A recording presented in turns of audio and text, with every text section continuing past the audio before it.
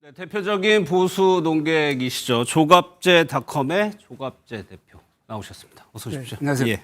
이재명 정부가 이제 출범한 지 이제 3주가 좀 지나갑니다. 예. 국무총리 후보자를 비롯해서 11명의 장관 후보자 이제 임명을 했고 대통령실 참모들도 거의 다 충원을 했어요.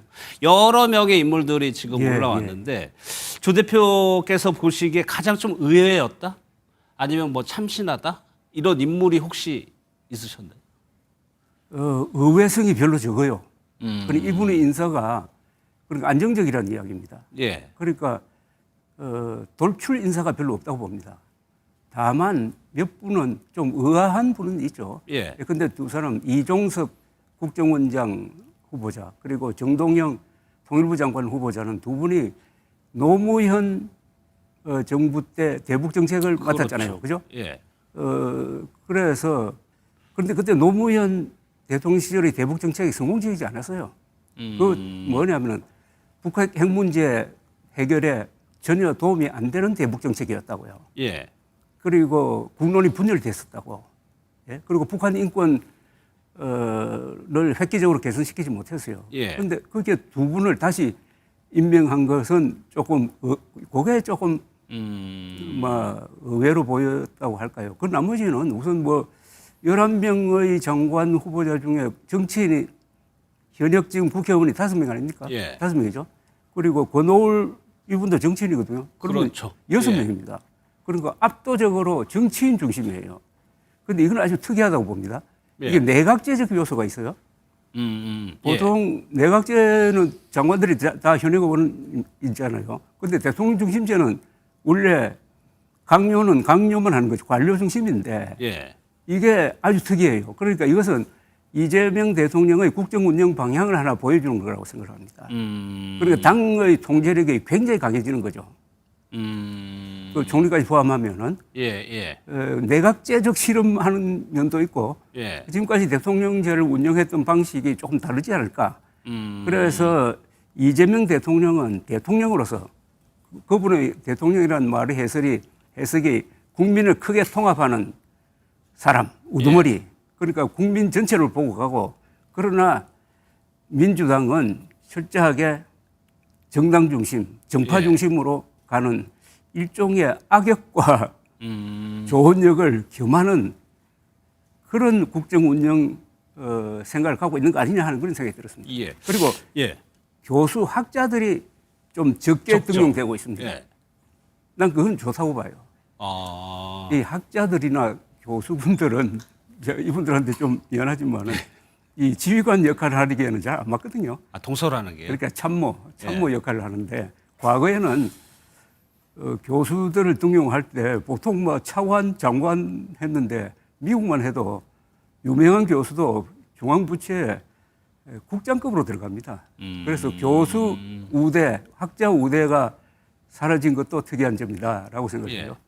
또 하나의 특성이 이제 권오울 전 의원 말씀하셨는데 권오울 후보자도 마찬가지고 송미령 장관도 마찬가지고 어떻게 보면 탕평책 뭐 이렇게 해석이 될 수도 있고 어쨌거나 보수 진영의 인사를 다시 기용했다.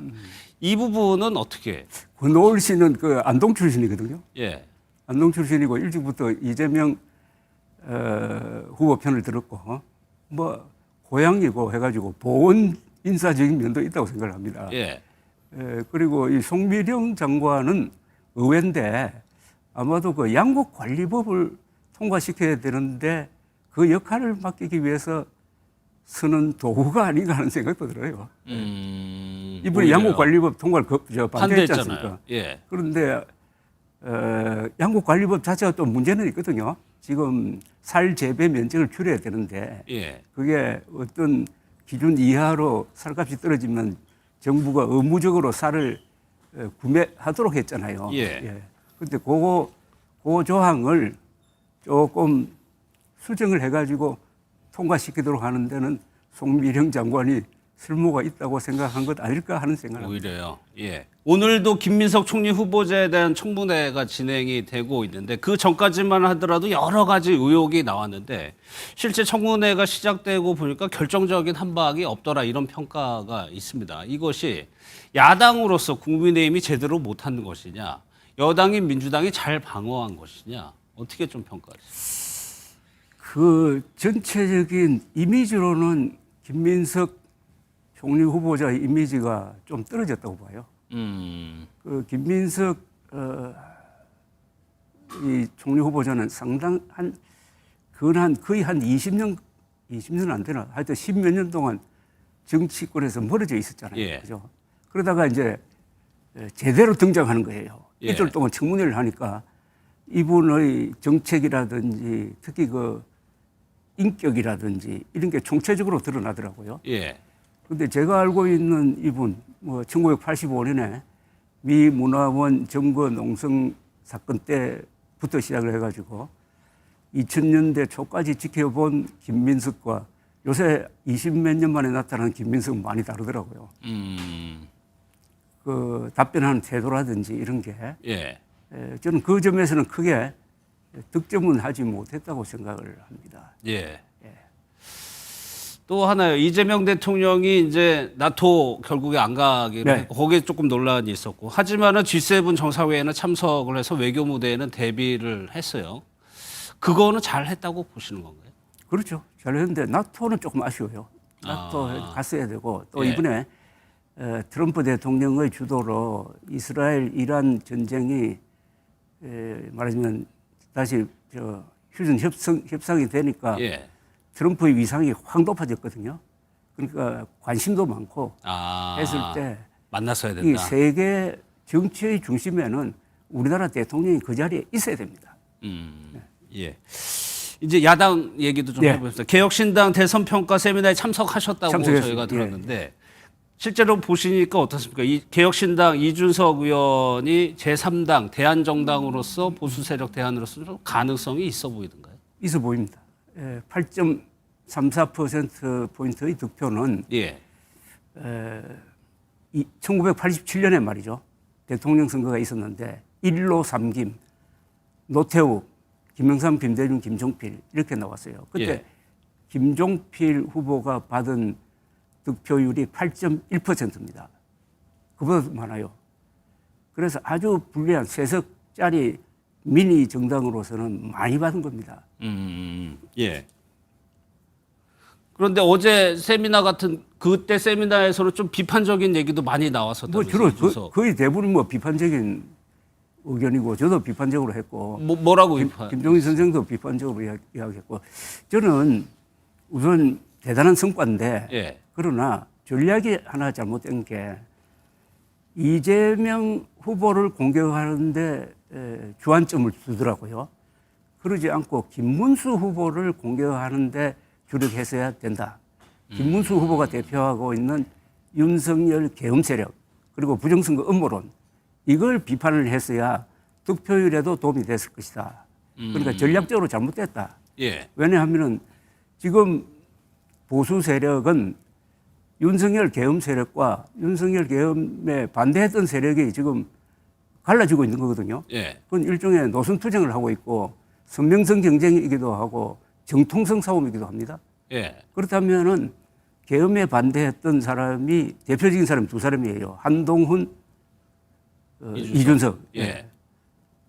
그러면은 당연히 대선판에서는 김문수 후보를 더욱 공격해야 되는데 그렇게 하지 않는 사이에 김문수 쪽에서 단일화 프레임을 걸어가지고 딱 인지를 삼아서 이리 끌고 저리 깔고 했지 않습니까? 예, 예. 투표 하루 전까지 단일화 한다 만다 이런 이야기가 나왔다 이거죠. 막 저는 그 점을 지적을 했어요. 그럼 앞으로도 지방선거까지 이제 이준석 의원은 한다는 얘기니까 그 부분에 앞으로의 좀 조언을 해주신다면 그 부분에 좀 보완을 해야 되는 건가요? 우리 보수 세력은 지금 파산을 했습니다. 예. 그러니까 윤석열 따라가다가 파산한 거예요. 그래도 이준석 후보는 보수의 구명정 역할을 했다고 봅니다. 보수의 기치를 내리지 않고 보수의 구명정 역할을 했다는 것은 두 가지 뜻이었습니다. 헌법을 파괴한 계엄에 반대하고 예. 부정선거 음모론이라는 거짓말에 반대하는 그게 찬성하면은 이거 보수가 아니거든요. 가짜 아닙니까? 어떻게 계엄에 찬성하고 부정선거 음모론에 편성하면서 내가 보수라고 할 수 있습니까? 예. 그런데 불행하게도 국민의힘이 세로는 그쪽에 아직도 더 많아요. 예. 그러면은 이거는 같이 갈 수가 없는 거죠. 가짜 보수와 진짜 보수가 갈라져야 되는데 그나마 한동훈, 이준석 두 사람이 한 사람 40대, 한 사람 50대 나이도 있고 논리도 있고 하니까 이분들 중심으로 한국 보수가 재구성 되도록 해야 될 것이고 그러려면은 한동훈, 이준석 두 사람이 경쟁하면서 협력할 필요가 있습니다. 근데 동시에 이제 국민의힘에서도 이제 8월 전당대회 예, 예. 얘기가 나오면서 당권 주자로 꼽히는 분들이 아직 물밑에서 지금 예, 움직이고 있는 것 같은데 말씀하신 그런 흐름은 명확하게 보이진 않는 것 같거든요. 원내대표 경선 결과도 그랬고요. 당대표 선거는 원내대표 선거하고는 다르고요. 지금 아마 이번 전당대회가 한 8월에 있으면은 예. 이 특검 수사도 거기에 영향을 많이 미칠 것이고 요사이 날로 악화되고 있는 국민의힘의 지지율 있지 않습니까? 예. 지지율이 김문수 후보가 41% 받았죠. 근데 지지난주의 그 뭡니까?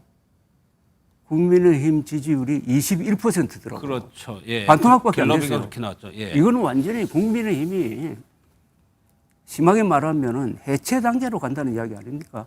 이런 위기감이 국민의힘 당원 그리고 국민의힘 지지자들이 있을 거라고 봅니다. 그래서 그게 이번 당대표 선거에서 반영이 되면은 예. 윤석열 세력이 또다시 당권을 잡기는 힘들게 되고 예. 그러면은 새로 등장하는 사람이 이 당을 바꿀 수가 있겠죠. 예. 그런 여론을 지금 조 대표님이 말씀하신 여론을 반영할 수 있는 인물이 한동훈 전 대표. 나머지 현실적으로는 그래요. 현실적으로는 그런데 그분이 뭐 출마할지 안 할지 모르고 예. 뭐 자기하고 뜻이 맞는 사람을 또 앞에 내세울 수도 있고 하는데 예. 어쨌든 역사의 흐름이라든지 그런 걸 보면은 윤석열 개인에 반대하는 게 아니라 계엄에 반대하고 탄핵에 찬성하고 부정선거 음모론에 반대했던 사람이 당대표가 되어야 그렇게 해야 이재명 정부를 견제할 수가 있습니다. 예. 아니 윤석열 편들면서 이재명 정부 비난하면은 그게 먹히겠습니까? 그러니까 조 대표님께서 지금 보수 진영이 어떻게 보면 재편이 필요한 상황이라고 보시는 거죠. 필요한 정도가 아니라 절박하죠. 결국 나눠져야 아닙니까? 예. 좀 쉽게 이야기하면 맨정신 보수와 아닌 보수로 나눠질 수밖에 없잖아요. 예. 그러니까 어차피 맨정신 보수가 많아질 겁니다. 맨정신 보수.